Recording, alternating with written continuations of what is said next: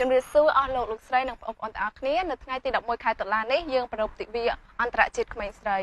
ហើយព្រឹត្តិការណ៍នេះដែរយើងធ្វើឡើងដើម្បីគោរពនិងលើកកម្ពស់ដល់ការយល់ដឹងពីសារៈសំខាន់នៃក្មេងស្រីជុំវិញពិភពលោក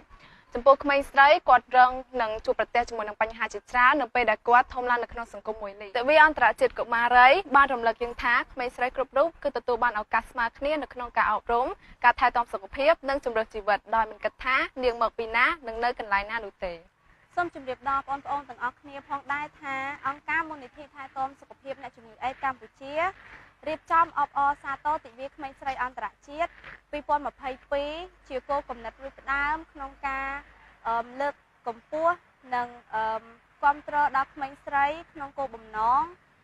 អំពាវនាវដល់ពិភពលោកទាំងមូលឲ្យយល់ដឹងអំពីក្មេងស្រីដែលកំពុងត្រូវការការគាំទ្រដើម្បីឲ្យជីវិតរបស់ពួកគេកាន់តែប្រសើរឡើងដែលប្រកាសថាក្មេងស្រីនៅគ្រប់ទីកន្លែងទទួលបានសិទ្ធិអំណាចដ៏ល្អដែលពួកគេអាចធ្វើទៅបានដោយមានការរក្សាសុវត្ថិភាពកន្លែងរស់នៅសាលារៀនក៏ដូចជាមានទំនុកចិត្តក្នុងការថែទាំសុខភាពនិងការទទួលខុសត្រូវលើអាយុជីវិតរបស់ពួកគេតោះនៅចាំអីទៀតចូលរួមជាមួយពួកយើងទាំងអស់គ្នា